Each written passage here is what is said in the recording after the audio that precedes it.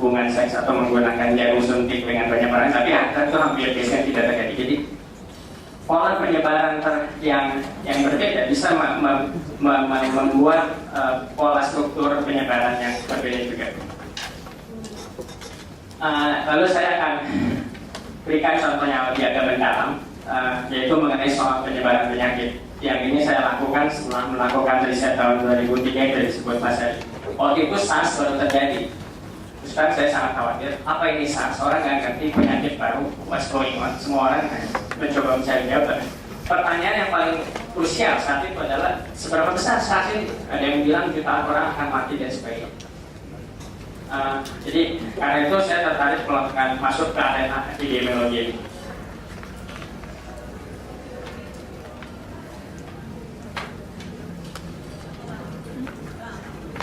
Yang dilakukan, saya melakukan model matematik soal penyebaran penyakit ini. Pertanyaannya itu kan waktu itu SARS itu dari Cina ya. Terus Vancouver, Hong Kong, Vancouver, New York nggak kena gitu. Saya polanya seperti itu. Saya akan bahas sedikit ini model standar yang dipakai dalam pola penyebaran penyakit. Yang modelnya bisa sangat kompleks, tapi pada dasarnya seperti ini, yaitu orang itu ada 3 tahap, 3 jenis. Susceptible, S, dia bisa ditulari, maka dia tertular, infected, lalu dia recover ini bisa sembuh atau meninggal dunia. Intinya dia tidak bisa tertulari lagi. Jadi setiap orang itu dibagi menjadi 3 keadaan. Lalu modelnya diasumsikan bahwa orang ini berinteraksi secara random dalam suatu ruang lah, kurang lebih. Sekompleks-kompleksnya model epidemiologi sekarang yang pada saat itu tahun 2005 pada dasarnya modelnya seperti ini. Nah, masalah utamanya, jika modelnya seperti yang tadi, maka epidemi itu bisa kita prediksi kurang lebihnya. Ada satu titik di mana terjadi epidemi. Jika tidak dipenuhi, maka tidak terjadi. Sederhananya seperti itu. Jadi artinya R0 ini adalah jumlah yang ditulari oleh satu orang. Jadi misalnya R01, maka secara rata-rata setiap orang menulari satu orang lain. Kalau R0-nya 10, maka secara rata-rata satu orang menulari 10 orang lain. Jadi mengukur seberapa menular penyakit ini. Jadi seperti itu. Dan selain bisa diprediksi juga hasilnya hanya ada 2 kemungkinan, terjadi epidemi atau tidak. Jadi ini dari paper saya. Jadi 0, 1 itu proporsi populasi yang terinfeksi. Jadi kalau 0 ya epidemiknya nggak jadi, nggak muncul. Atau hampir mendekati 1 ya semua orang terinfeksi. Nggak ada di tengah-tengah, nggak mungkin setengah populasi terinfeksi. Ini hasil model standar. Juga kalau model standar itu epidemik hanya memiliki satu puncak. Ini waktu, seiring dengan waktu, ini adalah jumlah kasus. Jadi mulai menginfeksi banyak, hampir menginfeksi semuanya, lalu turun hilang. Polanya seperti itu. Tapi epidemik sebenarnya tidak seperti itu. Kasusnya turun naik, dan juga kadang tidak menginfeksi seluruh populasi. Contohnya SARS, ketika orang khawatir jutaan orang terinfeksi, ternyata hanya sedikit yang terinfeksi. Ini hasil simulasi yang saya lakukan. Sumbu horizontalnya adalah waktu, jadi makin waktu ke sana. Sumbu vertikalnya adalah jumlah kasus baru. Yang menarik di sini adalah saya set R0-nya 3, artinya apa? Artinya penyakitnya sama, tapi perjalanan epidemiknya sangat-sangat berbeda. Penyakitnya sama. Jadi ini menunjukkan bahwa epidemik itu bukan hanya soal klinis, bukan hanya soal kedokteran, bukan hanya soal penyakit, tapi soal di mana dia menyebar. Yang bisa membedakan ini adalah dari struktur populasi, misalnya seberapa rata-rata orang pergi dari rumahnya, berapa lama dan sebagainya. Dan ini juga hasil akhirnya, seberapa besar epidemik itu berakhir. Bisa kecil, besar, atau ya besar sekali. Karena penyakitnya sama. Itu satu poin. Jadi apa artinya? Jadi kita belum memerlukan struktur dan artinya bahwa epidemi besar itu bisa dilihat sebagai dari kumpulan epidemi kecil. Dan konsekuensi juga ini ada konsekuensi ke kebijakan publiknya dalam penanganan penyakit menular. Biasanya kita peduli vaksin sampai Indonesia berantem sama WHO sama Amerika. Ya mungkin betul vaksin penting. Tapi kadang kalaupun ada vaksin, itu nggak jelas produksinya cukup lama, nggak jelas siapa yang harus divaksinasi duluan. Jadi intinya vaksin bukan segalanya. Kita bisa menggunakan pola struktur populasi yang ada, misalnya dengan karantina, pelarangan bepergian dan sebagainya. Jadi buat saya saat itu pelarangan bepergian itu saya bilang cukup berhasil gitu. Jadi waktu Cina terinfeksi itu kan WHO waktu SARS WHO bilang jangan pergi ke Cina. Di New York itu sampai orang nggak pergi ke Chinatown. Padahal nggak ada hubungannya. Tapi Chinatown sepi. Kasian. Tapi buat saya lebih baik kita ketakutan terhadap sesuatu yang memang tidak bisa kita prediksi daripada kita tidak berbuat apa-apa. Nah, ini contoh kedua. Pertanyaannya, mengapa Harry Potter sukses? Semuanya kenal Harry Potter pasti. Jadi saya pakai contoh ini. Kalau ditanya kenapa Harry Potter sukses, orang biasanya bilang, oh karena kualitasnya bagus sekali. Tapi sebetulnya pertama, buku anak tentang sihir itu banyak, bukan Harry Potter aja kan. Banyak sekali buku-buku lain. Kedua, jangan lupa J.K. Rowling itu waktu baru nulis sempat ditolak 7-9 kali oleh penerbit. Kalau Harry Potter itu betul-betul bagus kualitasnya, harusnya si para penerbit yang profesional yang kerjaannya setiap hari melihat kualitas sebuah buku bisa mendeteksi kualitas Harry Potter.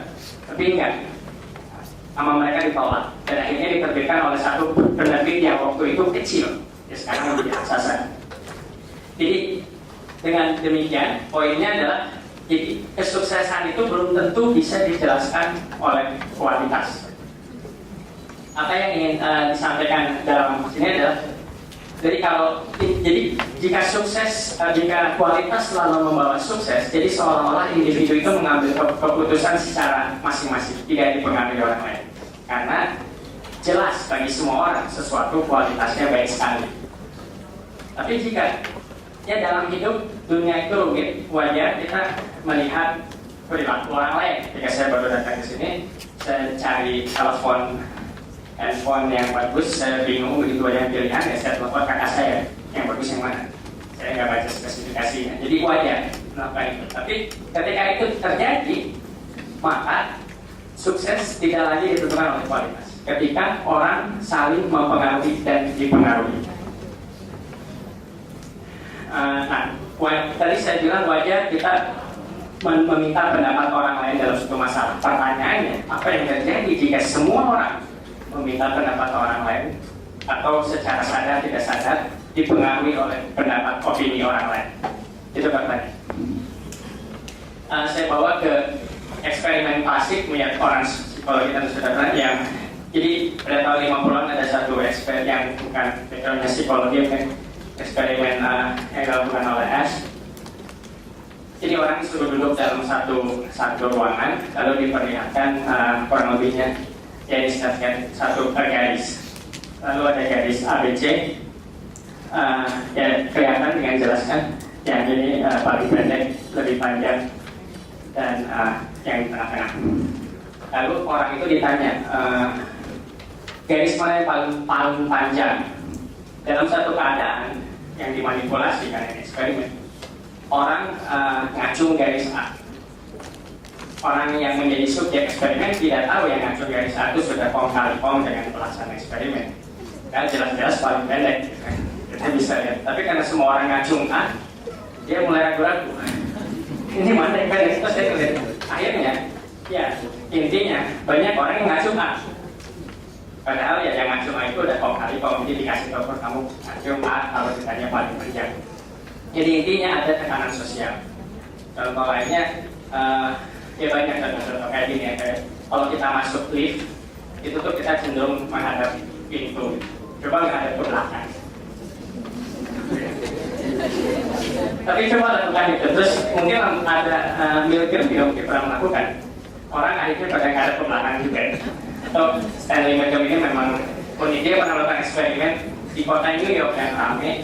Dia suruh mahasiswanya jalan melihat ke atas.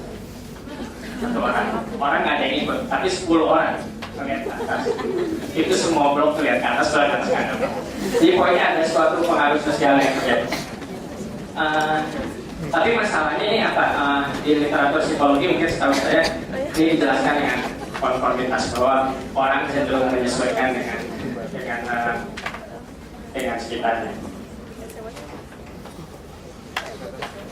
Saya ceritakan eksperimen yang dilakukan oleh rekan saya. Ini eksperimen tentang musik di website. Orang bisa datang ke website, lalu ada grup band yang sebelumnya tidak dikenal, lalu orang bisa download lagu ini. So they can download this songs, and then di sini ada sudah berapa kali lagu ini di-download. Ada. Tapi ini eksperimen psikologi atau sosial psikologi. Triknya adalah ada beberapa sebetulnya ketika orang kedatang website itu, websitenya berganti-ganti. Tidak ada berapa kali sudah di-download oleh orang lain. Kadang dicantumkan sudah berapa kali di-download oleh orang lain. Kadang dibalik, yang tidak pernah di-download jadi paling sering di-download, yang paling sering di-download jadi tidak pernah di-download. Jadi ini adalah suatu inovasi eksperimen yang menurut saya menarik. Jadi masalahnya kalau kita melihat ini, kita tujuannya pengen melihat bagaimana sebuah lagu jadi best seller dalam setting eksperimen. Masalahnya ketika kita mencari kenapa lagu sukses, buku sukses, dan lain-lain, kita cenderung melihat yang suksesnya, yang tidak suksesnya nggak kelihatan.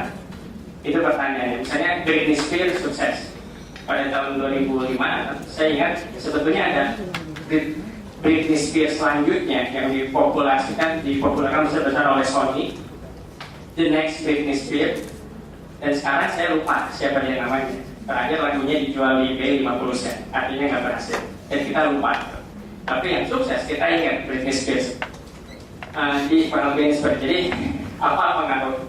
Jadi orang masuk, ada independent convention, dalam arti kita tidak bisa melihat lagu sudah berapa kali lagu di-download, dan ada yang bisa kita lihat sudah berapa kali lagu di-download. Artinya terjadi pengaruh social influence. Di sini bisa dibilang tidak ada social influence, jadi bisa dibilang mengukur kualitas. Hasilnya apa? Pertama, individu dipengaruhi oleh orang lain. Tidak, yang menarik. Lagu populer tambah populer, lagu tidak populer tambah tidak populer. Jadi ada semacam self-fulfilling prophecy. Sebetulnya naik, tapi kan tadi ingat dunianya banyak. Jadi lagu populer itu berbeda-beda di setiap dunia. Jadi kita nggak bisa bilang bahwa ini lagu populer karena memang lagunya bagus. Nggak, di dunia lain yang awalnya yang mendownload orang lain, yang lain juga. Ini terjadi variasi jumlah download. Jadi artinya apa? Pengaruh sosial ini memperbesar inovasi. Karena itu kita bisa, karena menurut penelitian ini menjelaskan kenapa film yang sukses itu, yang sangat-sangat sukses kayak Star Wars atau Lord of the Rings itu jauh-jauh sekali sukses dibanding kebanyakan. Jauhnya benar-benar jauh. Kalau sukses Star Wars sampai ratusan miliar dolar jauhnya, dan film biasa mungkin sukses 1 miliar dolarnya udah sukses sekali. Jadi kesenjangannya sangat-sangat tinggi. Tapi bukan hanya itu, pengaruh sosial ini juga makin membuat kita sulit memprediksi lagu mana yang akan jadi populer. Itu tadi jadi soal pengaruh sosial.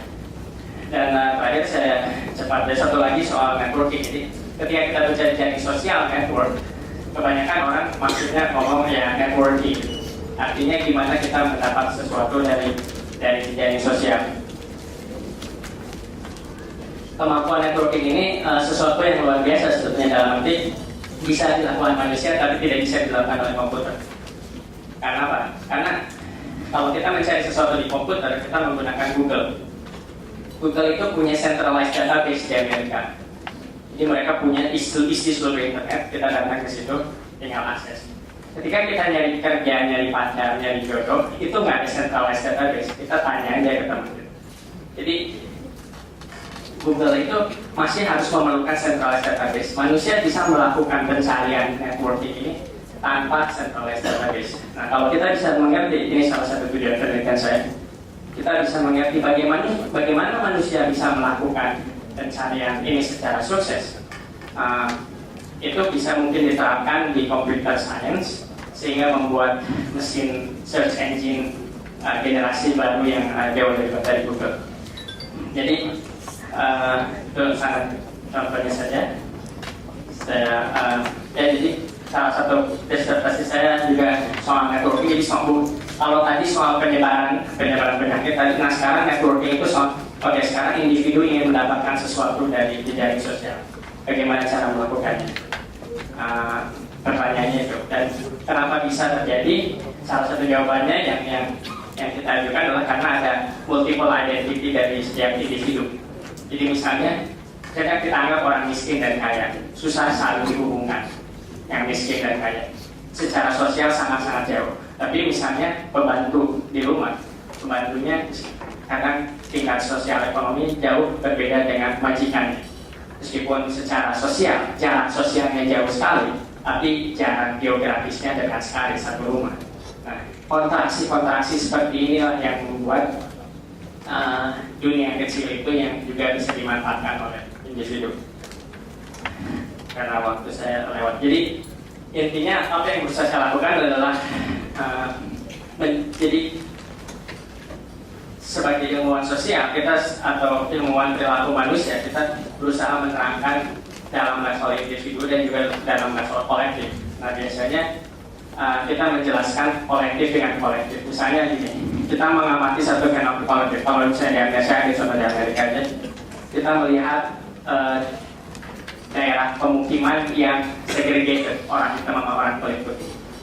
Lalu kita sebut, maka itu berarti orang-orangnya rasis, karena mereka nggak mau saling tinggal dengan yang berbeda kulit. Tapi itu belum tentu masalahnya. Nah itu ada model-model, karena tidak otomatis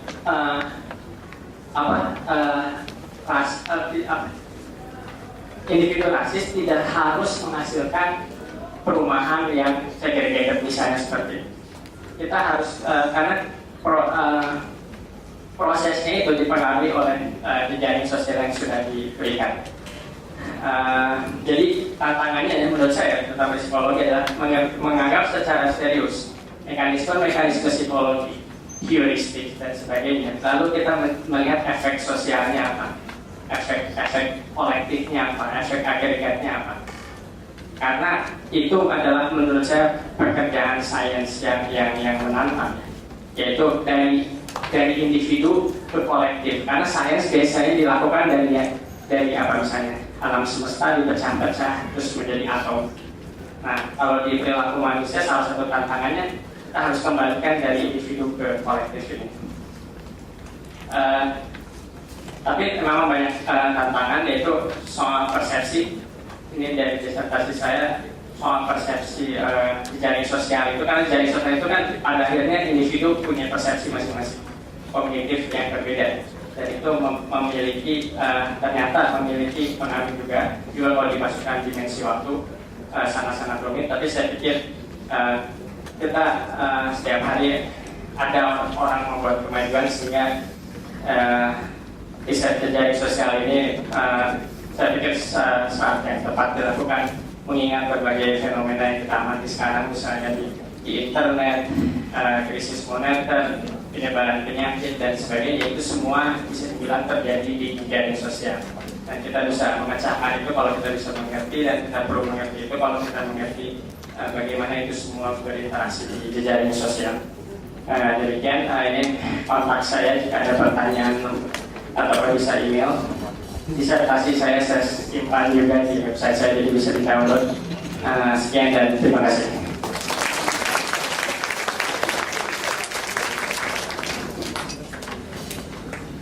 Ya, baik saudara sekalian, tadi itu pengantar gitu ya. Jadi mungkin ada yang ingin bertanya, jadi saya persilakan sebut nama, terus pertanyaan Anda yang panjang-panjang biar bisa ke bagian yang lain. Jadi saya minta mungkin sekitar 3 pertanyaan dulu, silakan. Ada yang ingin? Oke, satu, dua lagi, ya, 2, 1 lagi, ya, oke, 3. Silakan Pak. Panitia main.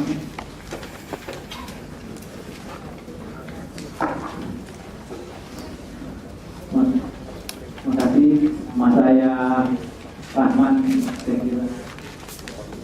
Saya berinteraksi sama Mas Robi.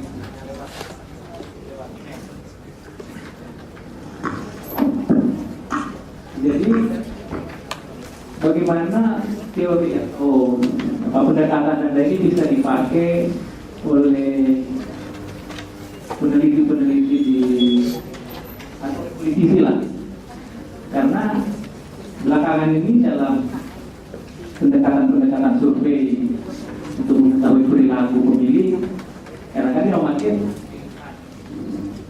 nasional, ya, baik kan?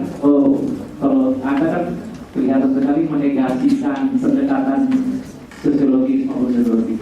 Jadi apa saya memilih SBY itu kan faktor sejarah sosial atau pilihan bebas saya? Terima kasih. Oke, yang kedua silakan Pak, sebut namanya. Tadi Pak Rahman ya. Terima kasih. Nama saya Terry Mark dari Departemen Fisika MIPA. Saya tertarik sekali dengan jejaring sosial ini karena seperti kata Pak Robi tadi, jejaring sosial ini ternyata tidak random.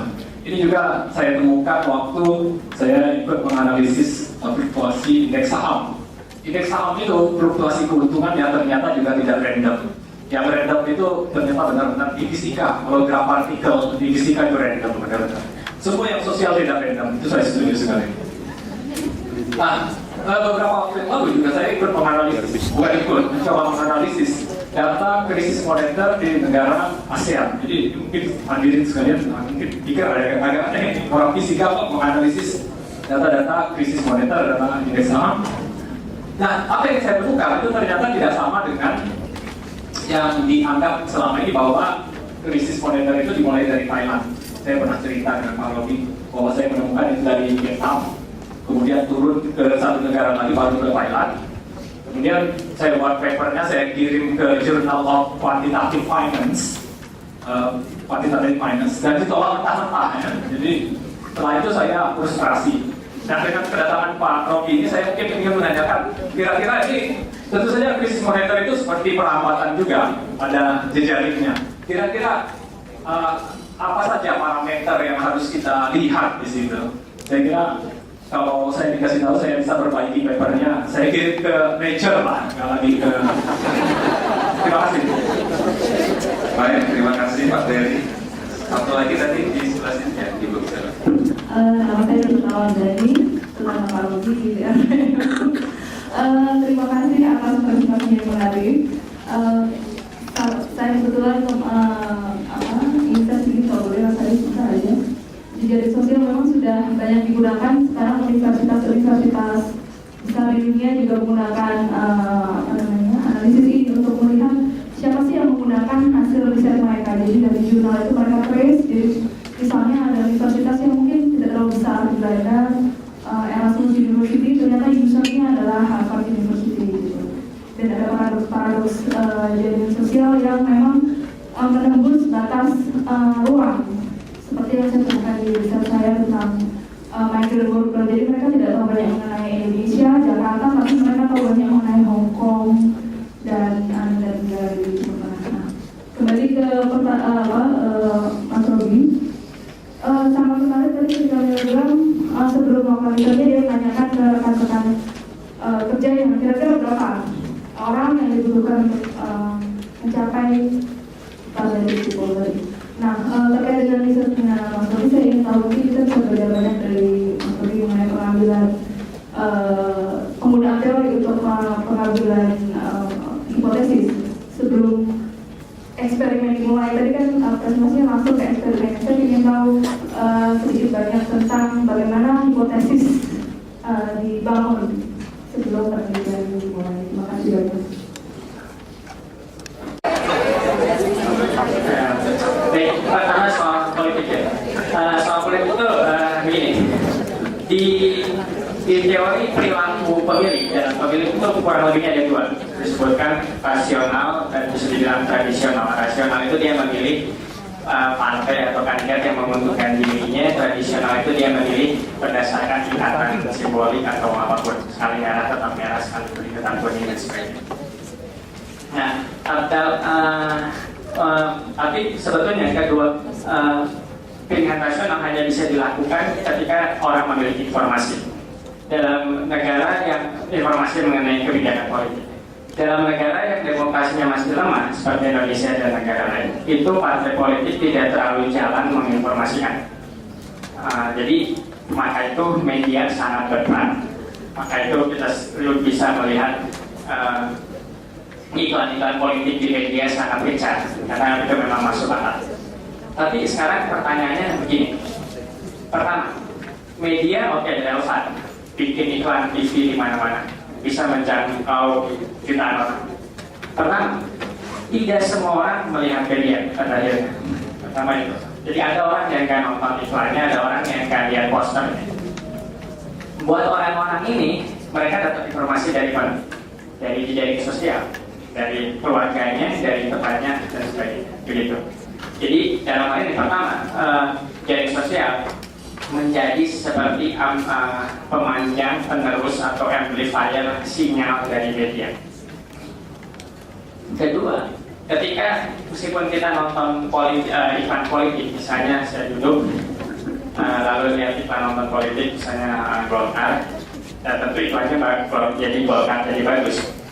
Tapi apa yang masuk ke saya kurang lebih itu ditentukan oleh orang di sekeliling saya. Kalau saya sekeliling saya orang PDIP, mungkin melihat iklannya jadi jelek. Ataupun ketika saya melihat sendiri, nanti saya bawa informasi yang saya lihat di iklan itu di kantor, di warung kopi, atau dimanapun diobrolkan. Intinya, individu itu tidak mencerna begitu saja informasi dari media, tapi diolah dalam suatu kelompok, ngobrol sama teman, sama siapa. Nah ini terjadi di jejaring sosial.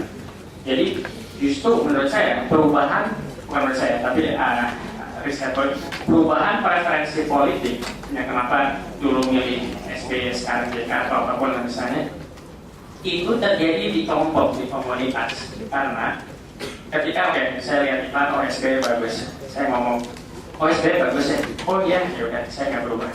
Tapi ketika saya ngomong SBY bagus ya, oh enggak bagus, gini. Nah boleh kan? Nah ada disagreement. Nah disagreement itu muncul kalau kita berinteraksi dengan orang lain.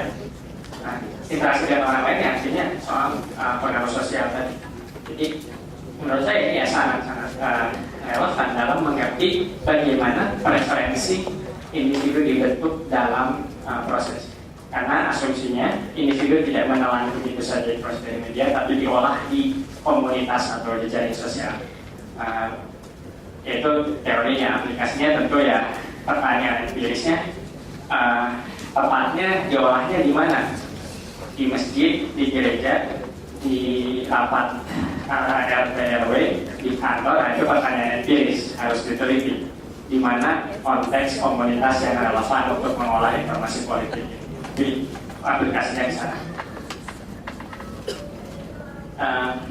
Kedua soal krisis moneter. Terima kasih Pak Dari. Krisis moneter ini saya juga bilang kenapa memang salah satu alasan saya. Tapi masalahnya memang parameternya apa ya? Sebetulnya nggak ada yang tahu. Kalau ada yang tahu berarti itu dia udah bisa mencegah krisis moneter yang tahun lalu terjadi di Amerika sekalipun. Jadi sebetulnya nggak ada yang tahu pasti ini. Sistem ekonomi itu adalah sistem kompleks yang menurut saya sebetulnya nggak ada yang ngerti bagaimana berlaku. Tapi dulu saya pernah melakukan penelitian soal ini. Salah satu yang harus kita tahu penting itu adalah sebetulnya bagaimana mekanisme interaksi antar bank ini, di mana mereka saling jual beli surat hutang, saling pinjam meminjam short term yang hanya 1 hari. Karena kebanyakan awalnya itu misalnya ya currency mata currency rate yang jatuh itu biasanya karena spekulasi. Spekulasi itu kan uangnya dipinjam, itu ada mekanismenya apa. Nah, menurut saya itu yang saya mentoknya dulu di situ. Nggak mengerti atau sulit sekali memodelkan interaksi antar bank dan hedge fund para spekulator ini. Karena kita harus, menurut saya, tantangan kita memodelkan secara realistis bagaimana mereka bekerja sehari-hari, dan kita punya parameter yang saat sebetulnya kesalahan kecil, tapi terus karena konteks ya dia merembet. Jadi parameter bagaimana mereka bekerja sehari-hari itu yang menurut saya perlu dibangun, dan itu memang sulit sekali ya. Sampai itu juga pernah waktu tahun 2008 kemarin krisis di Amerika, orang ya di sini Bank Century ya, tapi saya nggak ada di sini, tapi saya sempat nulis di koran juga di Kompas soal resiko sistemik. Saya bilang resiko sistemik itu ya pada intinya kalau lihat tadi hasil teori-teori difusi penyebaran itu kan tidak bisa diprediksi awalnya. Jadi lebih seperti penyebaran yang terjadi dalam dunia sosial ini lebih seperti kebakaran hutan. Kebakaran hutan itu kita nggak pernah membahas api asalnya dari mana. Kita nggak peduli itu bisa untuk rokok kecil, bisa daun yang bergesekan, apapun. Tapi biasanya hal-hal kecil, trivial. Tapi karena hutannya kering, karena kemarau, jadi besar.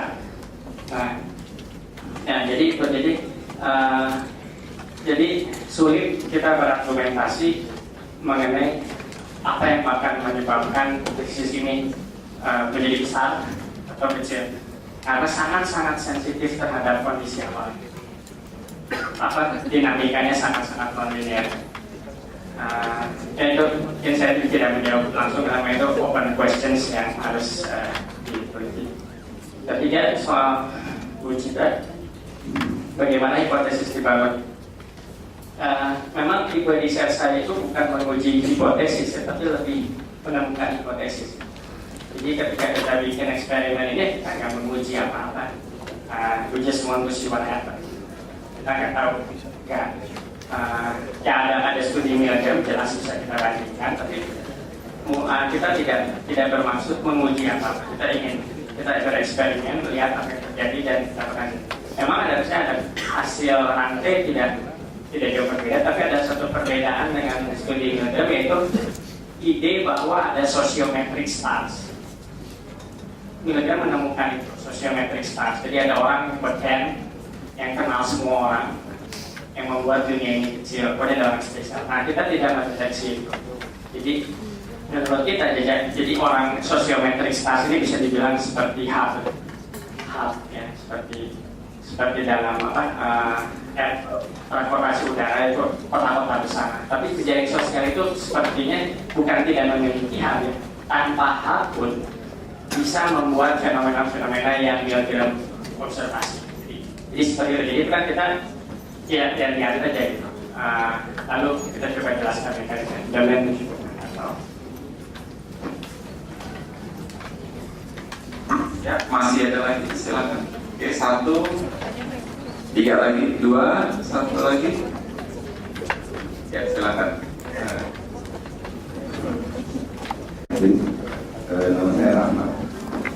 Pertanyaan saya begini, apakah teori yang Pak Robi Muhammad ini bisa diterapkan untuk menyelesaikan masalah-masalah di masyarakat yang kehidupannya masih sederhana? Kenapa saya berkata begini? Beberapa hari yang lalu saya mengikuti kegiatan seminar Papua di sini. Itu sampai hari terakhir. Nah, itu saya mendapat cerita bagaimana di Papua itu itu terbagi dalam beberapa kampung yang terpencil. Pak Nabaswebu, Gubernur Papua itu sampai pernah mencoba untuk mendatangi 3.000 kampung di Papua itu dalam jangka waktu 3 bulan. Nah, kita tahu juga sampai saat ini keadaan di sana masih seperti tidak terlalu banyak berubah gitu ya. Nah, saya melihat setelah mendengar ceramah ini jadi punya ide apakah bisa selesai permasalahan yang ada di Papua sehingga mereka menjadi bagian dari PKI lah, karena saya pernah ngobrol juga dengan peserta di Papua, apa solusi yang terbaik untuk Papua menjadi negara sendiri kan? Kenapa? Karena sana selalu ada tentara yang menjadi biang kerok. Nah, ini sebetulnya juga barangkali kalau masyarakat di masyarakat yang modern barangkali kita sudah tahu, tapi untuk menerapkan persoalan di masyarakat yang seperti Papua itu apa mungkin? Karena Gubernur Baswebu juga dia punya ide bagaimana dia ingin memodernkan Papua dengan cara di berbagai daerah ada komputer-komputer dengan teknologi informasinya. Terima kasih. Terima kasih. Sebelah sini ada berita.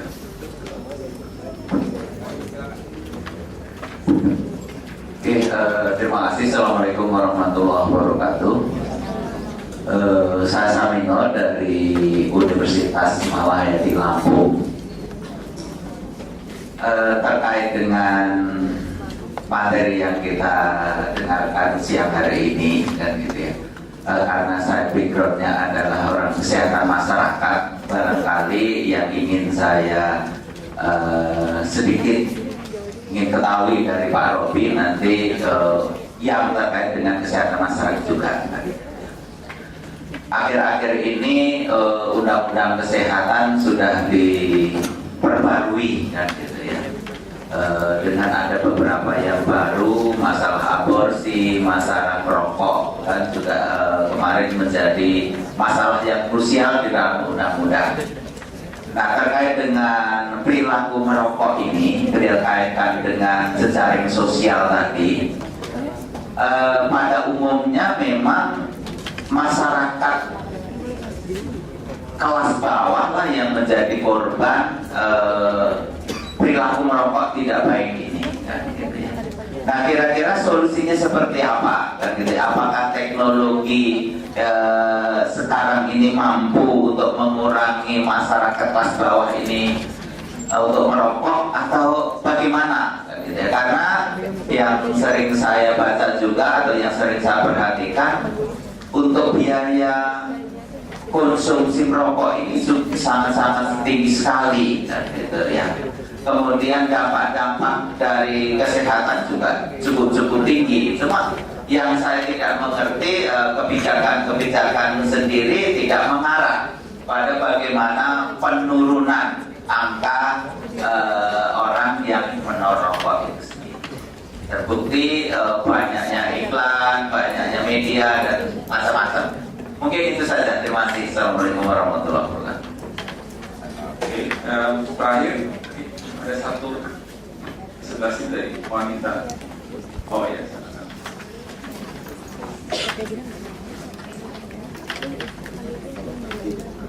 Terima kasih, selamat sore Mas Robi. Saya Andi Baizah. Tadi Mas Robi sedikit menyinggung tentang konsumsi. Saya jadi menanyakan bagaimana derajat konsumsi itu di tengah semakin menguatnya dan semakin menguatnya dari sosial ini. Dan Mas Robi apakah punya prediksi atas kondisi tentang derajat konsumsi itu, terutama mungkin dari sosiologi? Terima kasih. Poin 3 itu dulu. Terima kasih. Soal Papua tentu bisa saja dilakukan. Kita bisa melakukan survei jejaring di komunitas-komunitas itu, misalnya, tapi tergantung masalahnya apa. Misalnya untuk di daerah-daerah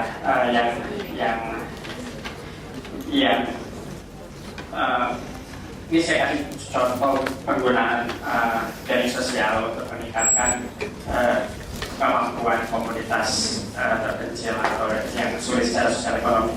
Yaitu misalnya membangun suatu mekanisme untuk membagi resiko. untuk bagaimana membagi resiko jika ada bisa dalam bentuk bisa dalam bentuk kalau ada orang mau ngasih mikrokredit mereka nggak punya jaminan apa-apa, terus gimana resiko ini bisa disebar dalam suatu komunitas sehingga semua orang di komunitas itu memiliki insentif yang sama untuk mengembalikan uang. Contohnya jadi menggunakan jejaring sosial untuk mengetahui bagaimana menyebar suatu resiko dalam suatu komunitas.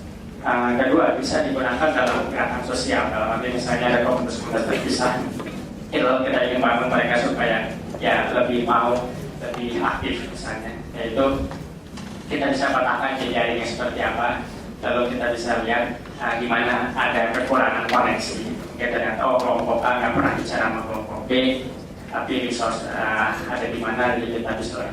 Jadi pada dasarnya ya bisa saja, karena di sini yang penting adalah pola berpikir.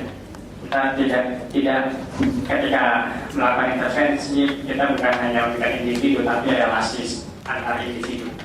Itu yang penting. Jadi bisa dilakukan di mana saja. Lalu soal merokok, ini kebetulan ada contoh yang bagus dari Amerika. Saya jadi cerita saja dulu karena saya tidak melakukan studi tentang merokok di Indonesia, tapi satu penemuan yang cukup bikin heboh yaitu ternyata merokok itu menular. Sebetulnya nggak aneh juga, jadi orang sebetulnya nggak mau merokok, tapi karena orang sekitar mereka merokok jadi merokok. Nah ini punya implikasi besar ke kebijakan. Misalnya kita tahu kebijakan mengurangi rokok itu dengan insentif pajak, harganya naik, gitu kan, dengan asumsi keputusan merokok itu dalam keputusan individu. Jadi kalau dia mahal, asumsinya dia nggak mau keluarin. Tapi ternyata mungkin merokok itu bukan keputusan individu, mungkin merokok itu keputusan sosial. Contohnya di New York, beberapa tahun yang lalu, merokok itu sempat dilarang di mana-mana termasuk di bar. Dibayangin, di bar itu nggak boleh merokok, orang boleh mabok tapi merokok nggak boleh, harus keluar. Nah, karena orang bingung kan, masa di bar nggak boleh merokok? Tapi kata wali kota Rupert, pokoknya nggak boleh. Ya udah nggak boleh. Yang terjadi, tapi ternyata orang senang. Orang ya saya senang coba, tapi selama ini emang malas banyak asap rokok. Nah sekarang jadi nggak ada, jadi ternyata sangat tidak sukses dalam kasus ini. Karena ternyata orang memang nggak mau merokok, orang kayaknya ya kumpul-kumpul aja ngobrol. Ya kalau orang karena sambil minum gitu ya. Tapi poinnya begitu, jadi sangat mungkin merokok itu pengaruh sosial, bukan keputusan individu. Dan ada beberapa aspek lain yang juga yang berhubungan dengan kesehatan, misalnya happiness, bahkan obesitas, kegemukan itu bisa menular juga kan. Itu datanya ada dari kayak tentu studi awal yang belum gitu. Tapi ada beberapa hal yang kita anggap tidak menular, tapi ternyata menular dan berhubungan dengan kesehatan. Merokok, obesitas, kesepian. Jadi kalau kita sepi itu cenderung menular juga. Orang-orang sekarang kita jadi merasa kesepian juga. Kita nggak ngerti kenapa, tapi data menunjukkan itu. Jadi bisa terjadi. Jadi kita selalu selanjutnya soal konformitas. Prediksi dengan derajat konformitas yang tentunya pertanyaan empiris yang harus dijawabnya. Yang saya sendiri belum mengerti studinya, tapi kurang lebihnya begini. Memang misalnya internet, contohnya internet. Internet kan idenya membebaskan individu bisa ekspresi masing-masing. Ya betul, ada betul deh. Tapi ternyata yang terjadi sebetulnya ya namanya juga manusia. Akhirnya mereka cenderung misalnya mengelompok lagi sesuai dengan ya interestnya masing-masing. Jadi ini apa? Jadi ya tetap dorongan itu tetap ada dan malah digunakan sebagai konformitas ini digunakan dalam membangun situs website untuk membangun trust.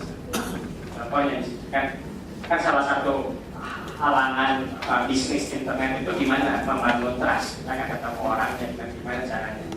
Nah mungkin kita bisa manfaatkan teknologinya, saya nggak tahu apa, mungkin nggak gampang.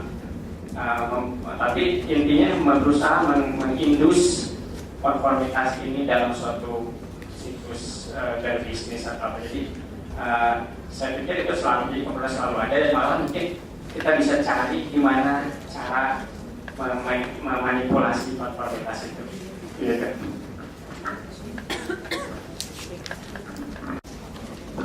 Selamat sore, Mas Rudi. Nama saya Sauma, mahasiswa Fakultas Psikologi Universitas Indonesia. Saya mau bertanya, bagaimana suatu kelompok komunitas yang sifatnya minoritas dan tidak diakui oleh suatu masyarakat dapat mempertahankan eksistensinya di suatu masyarakat, dan bagaimana cara mereka dapat mengembangkan organisasinya.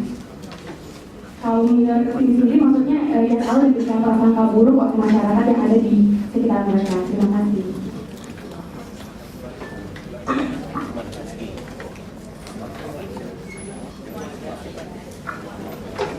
Belum keluar juga nih pertanyaannya.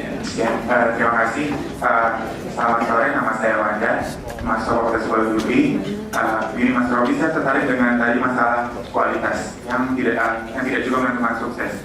Kalau tadi kita lihat menarik bahwa mungkin bukan kualitas musik yang dilihat, tapi seberapa banyak dia di-download. Nah, pertanyaan saya, menurut Mas Robi, dilihat dari teori jaring sosial ini, bagaimana ketika orang yang memiliki kualitas yang baik, atau misalnya grup band tertentu, atau misalnya artis tertentu yang memiliki kualitas baik dalam bidangnya, bisa diakui atau diapresiasi oleh orang-orang gitu, tanpa mungkin dilihat dari teori Mas Robi. Kalau tadi kan kita lihat bahwa dari yang penelitian yang tentang musik atau misalnya apa, dilihat bahwa yang di-download lebih banyak itu yang lebih banyak di-download juga oleh orang lain. Nah, buat orang yang memang dia memiliki kualitas musik atau misalnya kualitas pribadi yang baik, biar kualitasnya diapresiasi itu bagaimana? Terima kasih. Ini tadi yang saya harapkan keluar juga ya. Kalau saya keren gimana caranya gitu ya? Silakan.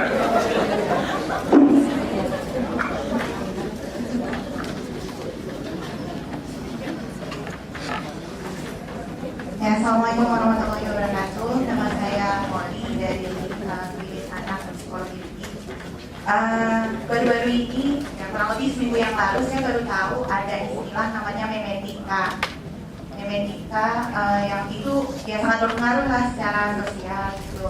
Nah, saya ingin tahu aja gitu, ada dari teorinya Mas Robi itu ada bisa melihat sesuatu nggak tentang memetika itu sendiri? Ya, terima kasih. Assalamualaikum warahmatullahi wabarakatuh. Oke, di belakangnya juga Anda mau tanya ya tadinya? Ya, silakan terakhir. Terima kasih atas kesempatannya.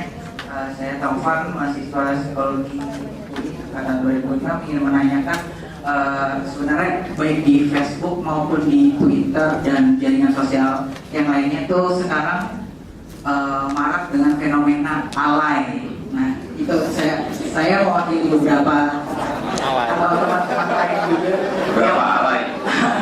mempertanyakan fenomena ini karena sebelumnya ini bermula hanya di Friendster gitu, karena Friendster dia yang pertama kali dipapari oleh fenomena alay ini, kemudian merambah ke Facebook. Nah, orang-orang di Facebook merasa sebelumnya di Twitter dulu, Facebook dulu, sorry. Bingung saya. Jadi intinya baik Friendster, Facebook, Twitter maupun yang terakhir itu keluar, mereka tuh dari satu jaringan sosial ke jaringan sosial lain, mereka membutuhkan suatu eksklusivitas gitu. Nah, pertanyaan saya, mengapa ini bisa terjadi terkait dengan tadi new generation of search engine gitu? Apakah karena mereka meng-googling atau meng-search, teman gue sekarang di mana aja ya? Oh, sekarang yang lagi happening tuh social network seperti apa? Dan kebanyakan dari mereka juga yang merasa, kok kayaknya social network yang saya gunakan sudah terlalu banyak digunakan oleh orang lain, sehingga bahasanya tuh yang mulai antara angka dan huruf dicampur, kemudian yang besar kecil dan sebagainya, kemudian pada akhirnya komunikasinya kembali lagi ke komunikasi privat gitu, di mana baik di Facebook, Twitter maupun Twitter menggunakan, misalnya kalau di Twitter tuh direct message, jadi mungkin timeline dia kosong dan tidak hanya mereka yang di lock atau unlock profil ya, tapi sebenarnya mereka bercakap-cakap gitu, seperti istilah SMS tapi lewat Twitter direct message, atau di blog itu namanya private blog. Jadi hanya antara mereka yang berkomunikasi saja secara tertentu gitu.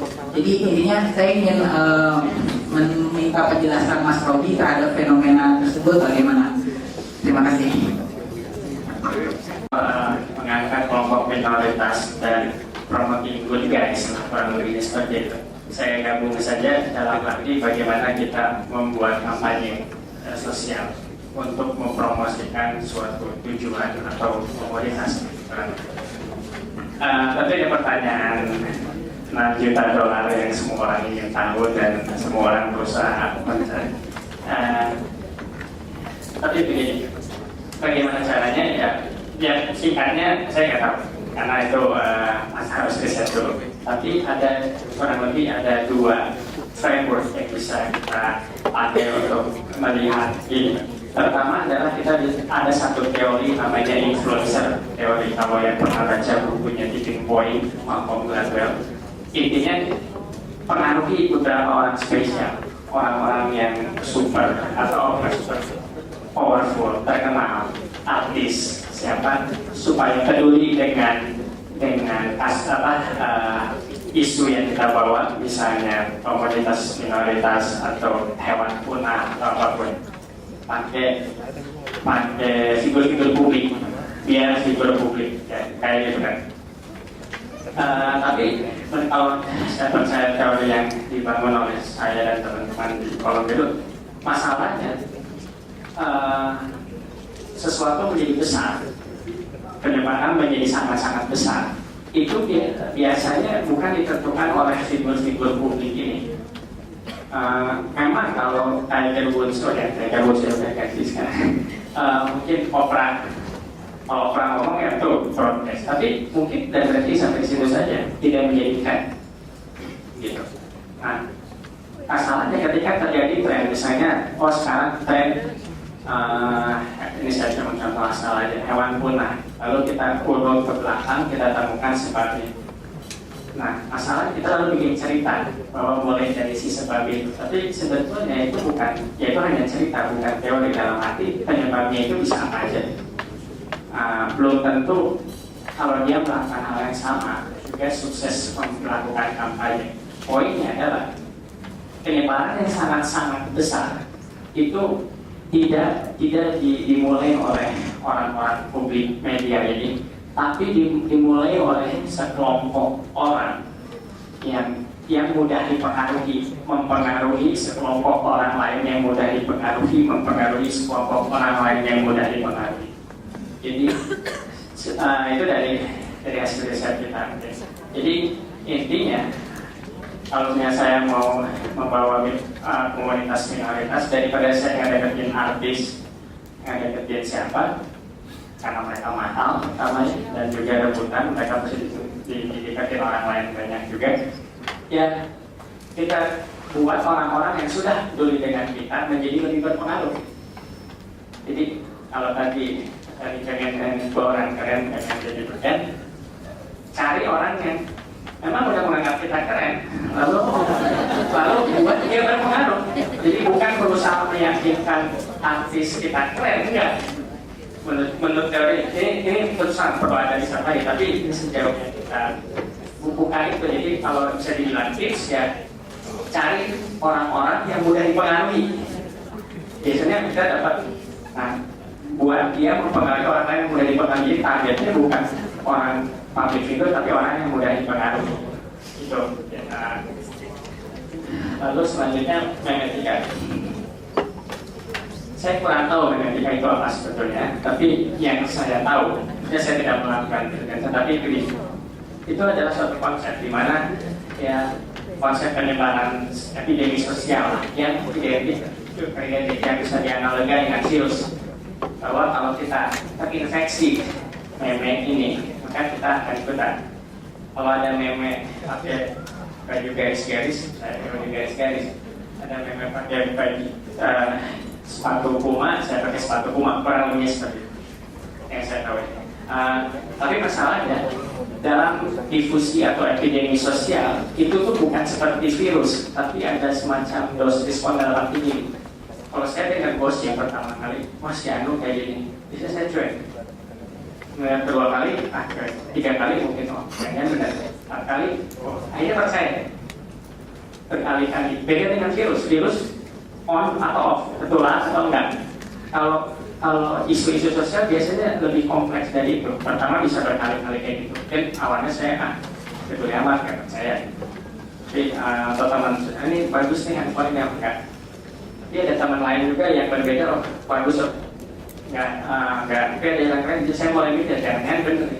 Jadi ada istilahnya mungkin dose response, ada kayak semacam dosisnya itu penting. Kalau virus kan nggak ada dosis. Terinfeksi atau enggak gitu. Jadi tantangannya mungkin salah satu yang dilakukan riset mencari dose response untuk individu ini seperti apa, untuk kasus apa juga mungkin berbeda. Itu mungkin riset yang kita lakukan. Selalu soal Allah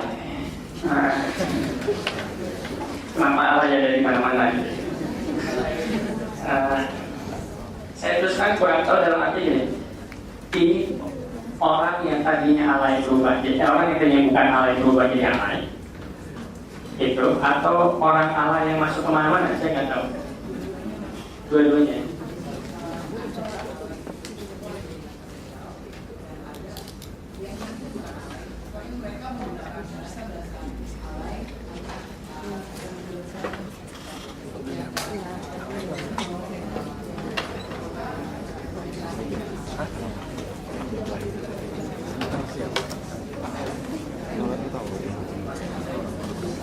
Jadi ada orang biasa yang menjadi alay dan orang alay yang sangat sporadic seperti di mana-mana, bukan tahun di mana-mana.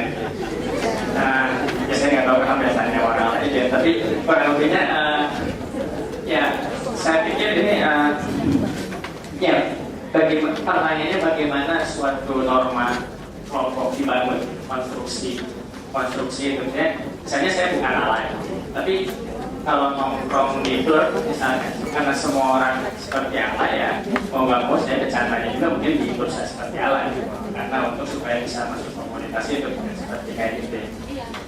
Dan juga masalahnya mereka di mana-mana itu mungkin juga karena mekanisme website ini itu biasanya mereplikasi jejaring yang sama meskipun website-nya berbeda, Facebook, kenapa? Itu perlu diriset pastinya, cuman mungkin gampang ya karena mereka itu nyedot email, nyedot address book kita, nyedot address book kita di Friendster, di Facebook, di mana, jadi akhirnya terreplikasi seperti itu. Tapi jadi seperti apa itu benar fenomena menarik ya, dan kita bisa sebenarnya buat riset bagaimana, karena ukurannya jelas ya, ketika huruf kecil huruf besarnya udah mulai bisa disubjektif.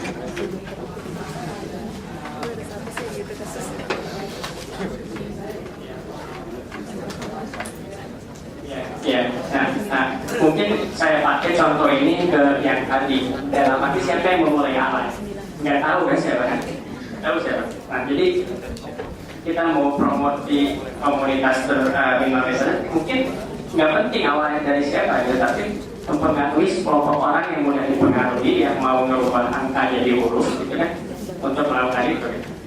Mungkin seperti itu juga buat yang punya BlackBerry, pagi ini sempat rame di seluruh Jakarta, saya lihat di Twitter ada hoax. Kalau nggak send BlackBerry message ini, BlackBerry account-nya dihapus. Banyak orang-orang itu menarik dalam arti lagi-lagi nggak dimulai sama public figure sama orang populer, nggak mungkin menyebarkan hoax, reputasi mereka dipertaruhkan. Jadi lagi-lagi mungkin ini yang contoh anekdot saja di mana sekelompok orang yang mudah mempengaruhi sekelompok orang yang mudah dipengaruhi lain. Ya. Baik, saudara-saudara sekalian, saya kira semua pertanyaan sudah dijawab. Kalau ada yang belum nanti bisa di luar, kita bisa, dan Robi ada di fakultas ini, jadi tinggal cari ruangannya saja. Oke, saya kira terima kasih untuk hadir dan terima kasih untuk Robi. Tepuk tangan untuk Robi.